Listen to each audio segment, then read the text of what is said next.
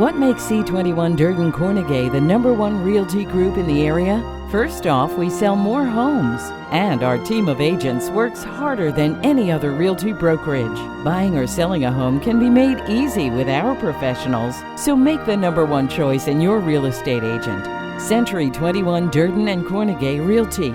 For more information, log on to c21dublin.com or call us at 272-1535.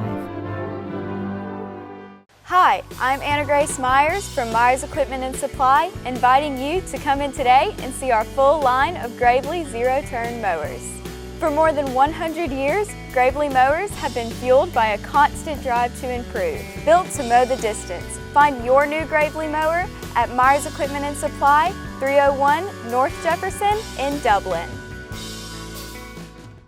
I'm Marshall Floyd, and I want to be Lawrence County's next sheriff. Since my opponent took office in 2017, his promises have not been kept. He promised to be a good steward of our tax dollars. However, he has increased the sheriff's office budget by over $1 million. He promised to promote from within. Instead, 6 of his campaign supporters were hired, given administrative positions, some with salaries twice that of a new employee. He promised to lower the employee turnover rate. Instead, he's had to fill over 100 employee vacancies. The loss of the experience, training, and education of these employees is an investment the Lawrence County Sheriff's Office cannot continue to lose. Empty political promises have not gotten the job done. Lawrence County citizens, you deserve better. Vote for integrity. Vote for professionalism. Vote for experience. Vote for progress. Vote to make a difference. Vote for Marshall Floyd, Lawrence County Sheriff. I'm Marshall Floyd, and I approve this message.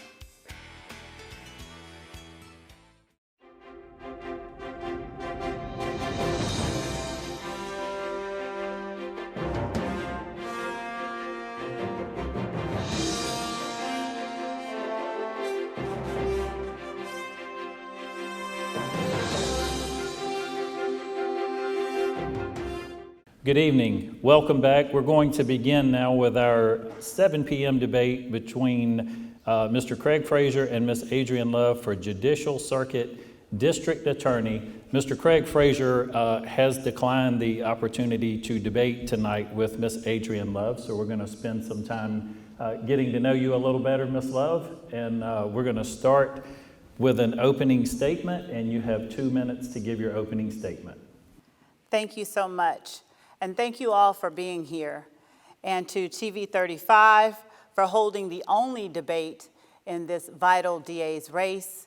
I'm disheartened that my opponent has found other priorities that do not lie here with the voters and with us here tonight. My name is Adrienne Latrell Love, and I'm a proud Soperton native and resident. I'm a Morris Brown College, Georgia Tech, and Georgetown Law graduate, and currently I'm a Chief Senior Assistant District Attorney. And I'm incredibly proud to be our candidate for District Attorney. I want to start out by saying how much thanks I give to God, who is the head of my life, and to also recognize some of the people in the audience who are here with me tonight in support of me, and then some who are here in support of others. But I'd like to start off by recognizing Mama and Daddy, who are here with me tonight, who have been with me throughout, obviously, my entire life, with special recognition to Mama, who is my campaign church coordinator, and who has been with me every step of the way during this campaign. I'd also like to especially thank my Soperton family, who are here with me, Miss Janie Carroll, Jennifer, Kessler, JR, Mandy. If I miss someone, don't let me do so. Jeremy, who is our social media guru. And I'd also like to especially recognize an honorable guest that we have here, City Councilwoman Nikki Stevens and her daughter Cameron, along with 3 special friends of mine, Ilona, Amanda, and her beautiful daughter, Ava. I'd also be remiss if I did not recognize my fiance, Bertram, as well as all of the fine members of law enforcement that are here tonight. I'm running for district attorney because Middle Georgia families, our Middle Georgia families, deserve better than what we have been getting from our current district attorney. Our crime rate under Craig Fraser's watch has skyrocketed. It is now twice the average of other cities in Georgia. And after nearly 2 decades in public office, Craig Fraser has become entirely disengaged from protecting our families. He has dismissed and lost at trial important cases, a massive number of cases. He is not working with law enforcement, and he is not implementing the best practices seen elsewhere in order to protect our families. As our next district attorney, I will tackle our gang problem head on. I'll create a special division to fight and prosecute crimes against women and children and seniors. And I'll implement my signature school justice program so that we can increase our graduation rates, increase our employment rates, and decrease our crime rates. I believe that it's time to start protecting Middle Georgia families, and I've got a solid public plan to do so. And I hope that over the next hour and that over the next 3 weeks, I earn all of your support, your prayers, and your vote for District Attorney of the Dublin Judicial Circuit. We'll be right back after a short break.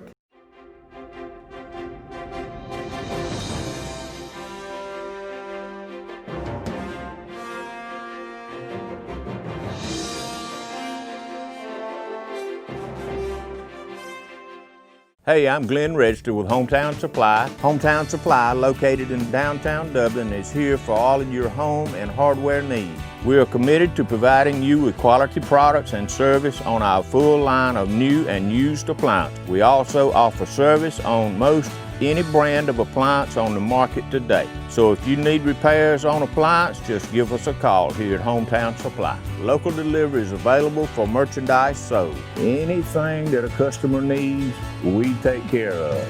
Just remember, if you can't do business at Hometown Supply, you just can't do business.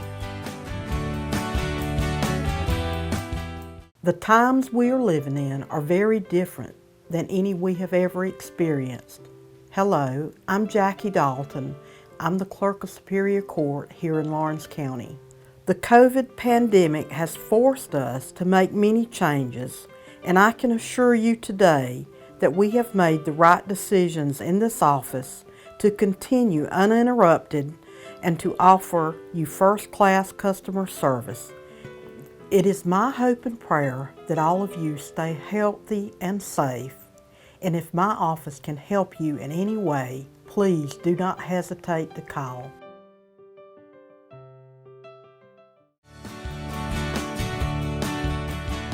Re-elect Richard Stanley, Coroner of Lawrence County. Since 1988, Coroner Stanley has served our community with compassion and care. Stanley was appointed by the governor and served 30 years on Georgia Coroner's Training Council. Richard Stanley was appointed to the Legislative Committee of Georgia, and as coroner, he and both deputy coroners are active members of the Georgia Coroner Association. As coroner, Stanley is proud that Lawrence County was the first coroner's office in the state of Georgia to receive Coroner of the Year, and both deputy coroners also received Deputy Coroner of the Year. Re-elect Richard Stanley, Coroner of Lawrence County, serving our community with dignity and respect. First Lawrence Bank invites you to experience banking at its best. Whether you have personal or business needs, we're a full-service bank big enough to handle all of your banking needs and small enough to provide you with that personal touch you've grown to expect from a community bank like First Lawrence Bank. Looking forward to your future. That's First Lawrence Bank in Dublin and Dexter, member FDIC.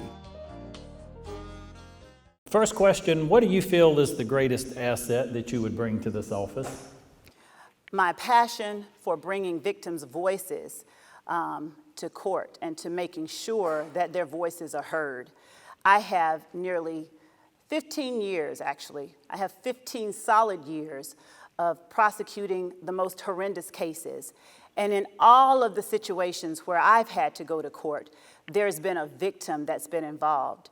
And there's not going to be a time when a victim has to have their voice heard in court that they're not going to hear from my DA's office immediately. There's not going to be a time where we show up in court and our witnesses aren't present because my district attorney's office has not kept up with them. And there won't ever be a time where the first time that I speak with a victim is going to be on the day of trial.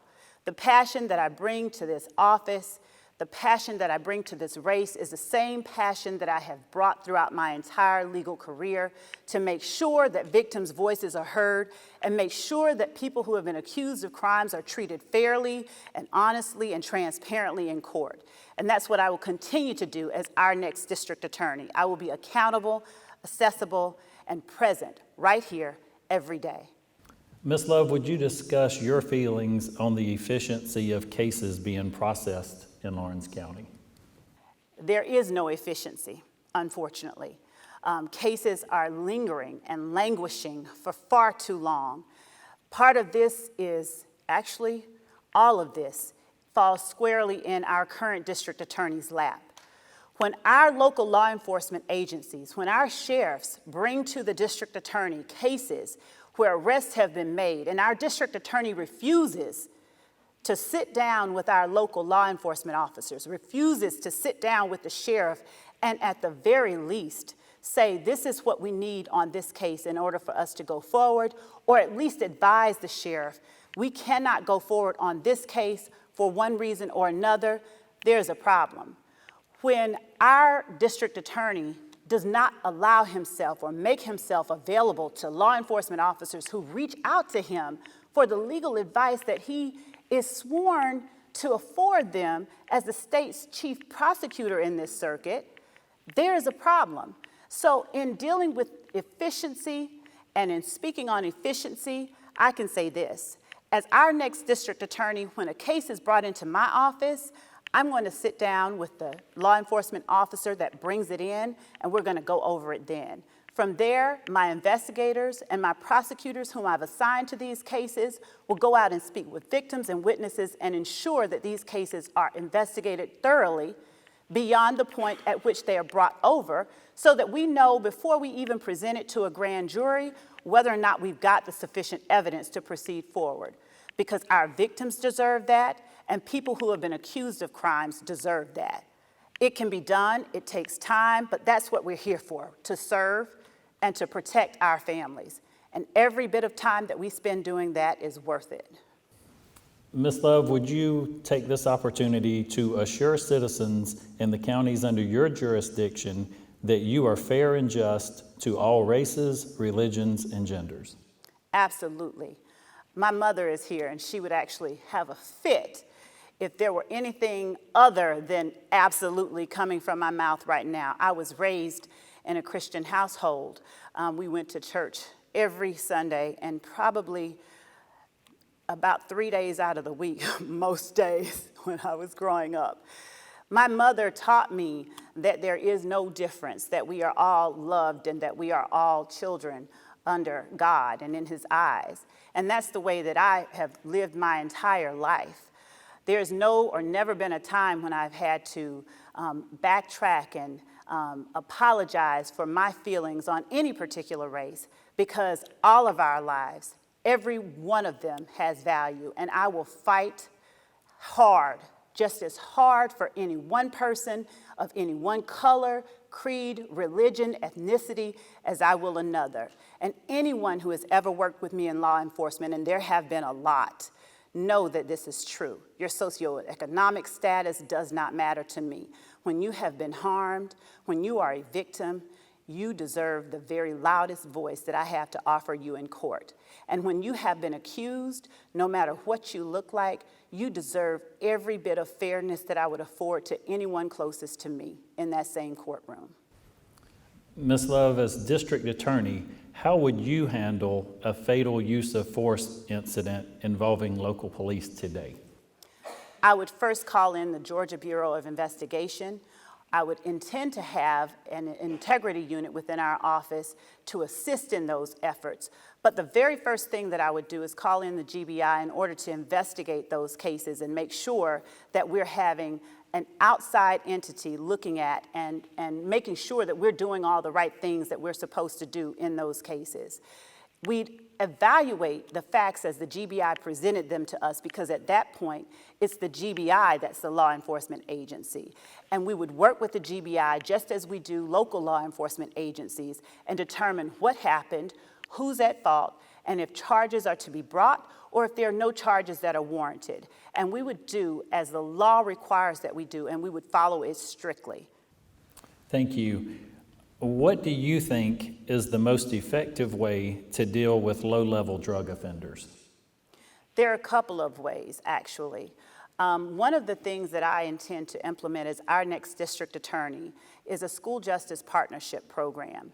So when we have kids who have unfortunately found themselves getting off of the right track and headed down the wrong track and on the path to jail, when those kids are involved with low-level drug offenses, hopefully those are the kind of offenses that would fall under the umbrella of cases that our school justice partners, such as our churches, our mental health counseling centers, our substance abuse resource centers, our courts, our local law enforcement agencies, and the defense bar. Working with these partners, we would decide what offenses allow us to not adjudicate a child inside court.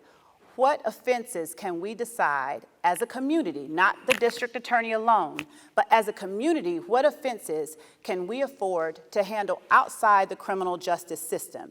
Because once a kid is in the back of a police car, that child is 2 times as likely to drop out of school. And once they end up in my courtroom, they're 4 times as likely to drop out of school.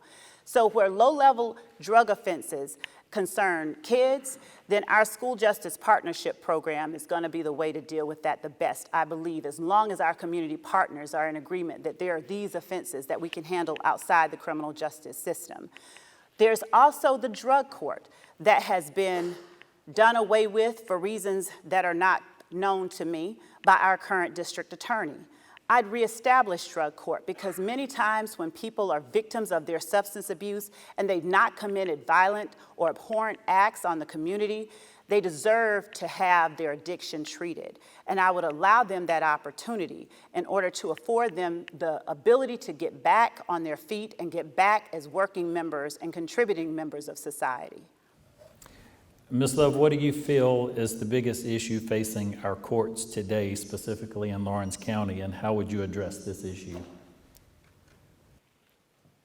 In Lawrence County, we've got, unfortunately, an incredibly large backlog of cases.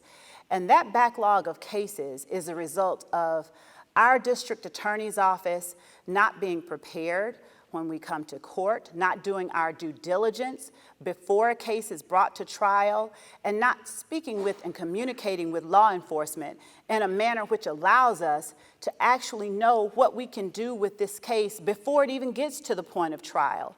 There are some cases that we might have to dismiss because we really don't have the evidence. There are other cases that we need to give a whole lot of attention to that end up getting dismissed or lost at trial because over the course of time that it takes from when the law enforcement agency brings the case into the DA's office to the case time that it goes to trial, the DA's office has lost witnesses, victims have recanted, and because the district attorney's office has not maintained contact with and secured services around those victims and witnesses, the cases are lost. Victims don't get justice.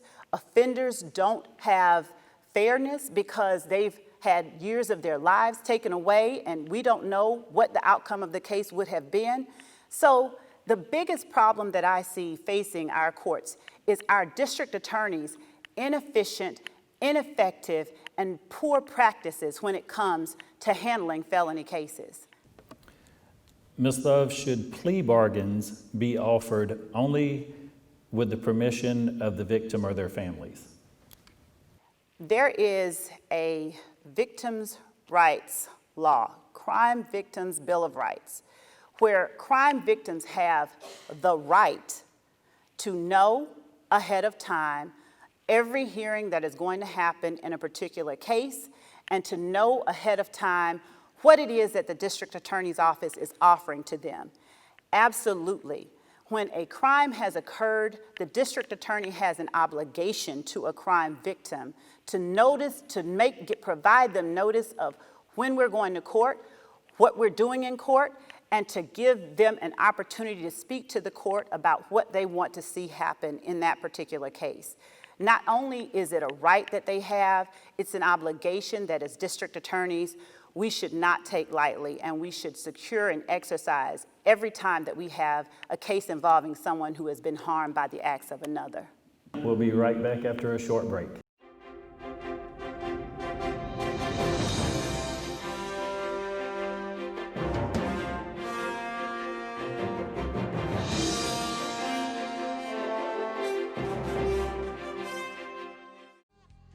First Lawrence Bank invites you to experience banking at its best. Whether you have personal or business needs, we're a full-service bank big enough to handle all of your banking needs and small enough to provide you with that personal touch you've grown to expect from a community bank like First Lawrence Bank. Looking forward to your future? That's First Lawrence Bank in Dublin and Dexter, member FDIC. I made a campaign promise to raise our deputies' pay and bring morale up at the Lawrence County Sheriff's Department. With the help of the Lawrence County Commissioners, I've raised the deputies' pay from $34,000 a year to $38,000 for a starting road patrol deputy. I'm proud of this accomplishment. I've also added 3 additional deputies to our patrol unit to be able to patrol our communities. We've made more cars visible on our streets in our communities. I've also put 5 resource officers in our schools. We're the first school district in the state of Georgia to arm our teachers. We didn't take this lightly. Since this program's been implemented, the cooperation between the Lawrence County deputies and our teachers, there's been a bond built, and I feel like we have one of the safest school systems in the state of Georgia. I'm Larry Dean, and I approve this message. It's nothing personal. It's just business. Hello? That's how some people do things. Right away. To us, everything we do is personal. Because anyone can answer the call. It's who shows up that matters most. That's the quality of your independent agent and the company that stands behind them. Ask Curry Maffitt Insurance in Dublin if auto owners make sense for you. This is former Governor Roy Barnes, and I'm asking you to vote for my friend Kendrick Mack as coroner of Lawrence County. I've known Kendrick since his uncle, Johnny B. Hall, worked for me in the governor's office. He's a great individual with business experience, and he has a great plan to help grieving families during times of tragedy and loss. So on November 3rd, remember Kendrick Mack and keep him at the top of your list for coroner of Lawrence County. Ms. Love, there are a lot of minority children, usually males, being incarcerated. What is your goal when dealing with these children, and what types of programs should be put into place for rehabilitation so these children can become productive members of our community? When minority children, when non-minority children, when children in general end up in situations that could, again, potentially place them in the back of a police car, I think that our school justice program is going to be the best avenue for keeping them out of that prison pipeline and getting them back into schools, back onto the track to graduation, and back onto the track to employment. I would utilize that with minority children, with non-minority children, because I think all children deserve that opportunity to have another chance when we can give that. This doesn't say that when there are horrendous, horrific acts that have been committed against people in the community or people in the community are being preyed on consistently and constantly, and there's just havoc that's being wreaked, that we should not deal with that inside the courtroom. But where we have an opportunity to save a kid, I think we should use that. And I think that addressing that kid's needs that may not be readily apparent, that child may be being abused at home. That child may have delinquency issues that are tied to deprivation. Whenever we can provide a child with resources outside the criminal justice system that will allow that child to grow into a healthy and healthy adult who's actually contributing to society, I think we should, regardless of race. Thank you. There are a lot of low-level, non-violent offenders that can't afford bail. What should be done in these cases? In situations where low level, and by low level I do mean that people have not been harmed, that there has not been a consistent preying upon members of society. When we have instances where people who have come into court are charged with nonviolent, low-level offenses, and they don't have a substantial history of not showing up to court, they don't have a substantial criminal history, the district attorney, for starters, has the discretion to recommend that that person be released on his or her own recognizance. It's a signature bond. We have that ability already, but we have to equip the courts with the background information on those people in order for the courts to comfortably make that decision. There's also parts of the state that employ what's called a pretrial services program, where before a person even turns up in front of a judge, the pretrial services program workers, and I personally worked as a pretrial services officer right after graduating from law school, so I worked in a county jail overnight. Those workers actually interview people who have been arrested. They check references. They ensure that they will come back to court, and the pretrial services officer makes a decision as to whether or not this person can be released through pretrial services without having to pay any cash money. So these are methods that are currently being used all over the state, and I think that we could use them here as well. Would you share your thoughts on the death penalty? Yes. As the state's chief law enforcement officer in this circuit, it is my duty to follow the law as it is written. And when there are aggravating factors that the law says these should be taken into account when making a decision whether or not the death penalty is recommended, then I would do that as the law requires. Blatantly and plainly, I would follow the law. So every single life is sacred. The fact that district attorneys are vested with so much discretion when it comes to who or when the death penalty is recommended, I would ensure that I consistently followed a practice of making sure that those aggravating circumstances exist before I recommend the death penalty, because that is something that one should never take lightly, and I would not. But where those circumstances and aggravating factors exist, make no mistake about it. If it calls for it, it will be recommended, with me as our next district attorney. Thank you, Ms. Love, and thank you for your participation. And you have 2 minutes now for your closing statement. Well, thank you. Thank you so much. And thank you for the opportunity to speak to all of you. I have, for the last 15 years, worked to secure justice for Georgia families. I have worked tirelessly with law enforcement. There have been many occasions where I've received calls at 2 in the morning from some of my officers asking questions about what is prudent in a particular situation. Ms. Love, we're outside of a house that we suspect is a meth lab. Do we need to go get a warrant? Yes, you need to get a warrant. I don't want to lose that case.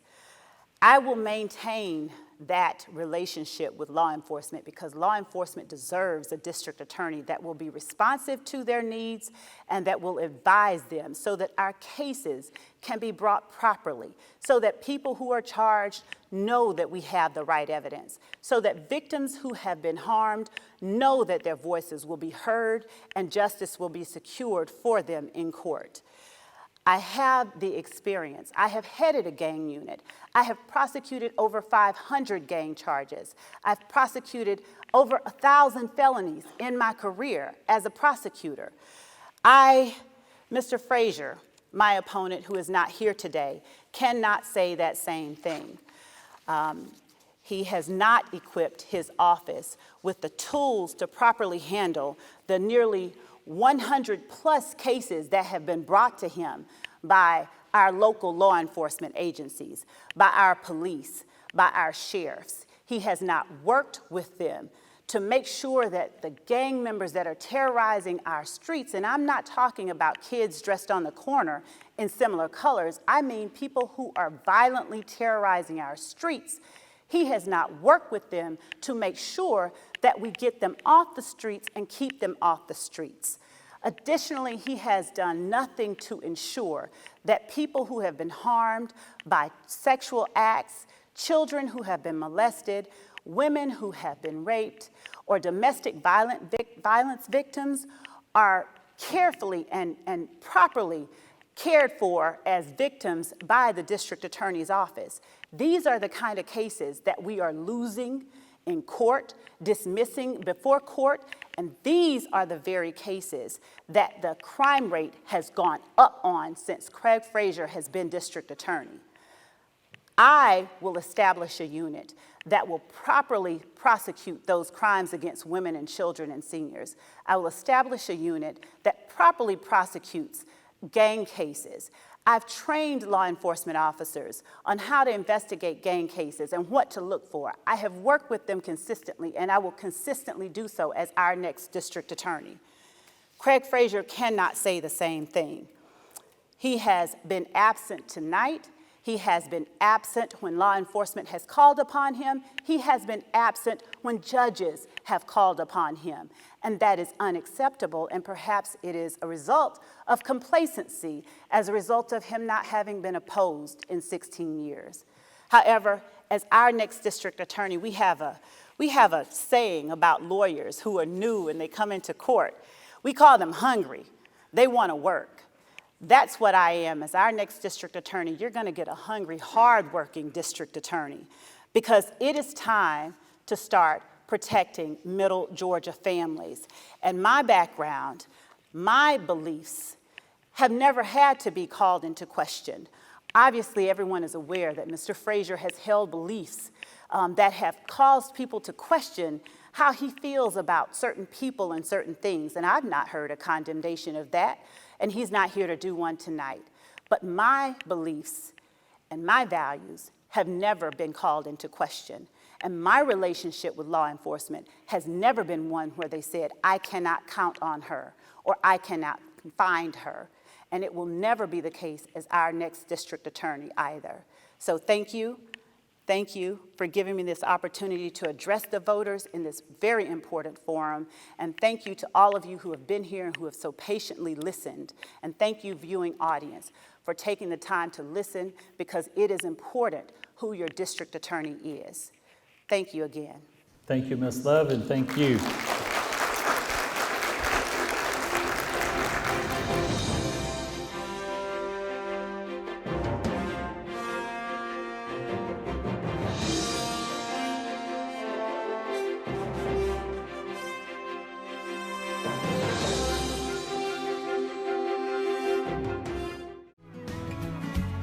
Allen's Heating and Cooling is your licensed Amana equipment dealer. Trust Allen's Heating and Cooling to install and service your heating and cooling unit. Allen services all brands, and with the purchase of a new Amana, offers a lifetime compressor warranty. Call Sean Clark or any of his friendly staff at Allen's Heating and Cooling, your Amana dealer. Amana lasts and lasts and lasts. It's nothing personal. It's just business. Hello? That's how some people do things. Right away. To us, everything we do is personal. Because anyone can answer the call. It's who shows up that matters most. That's the quality of your independent agent and the company that stands behind them. Ask Curry Maffitt Insurance in Dublin if auto owners make sense for you.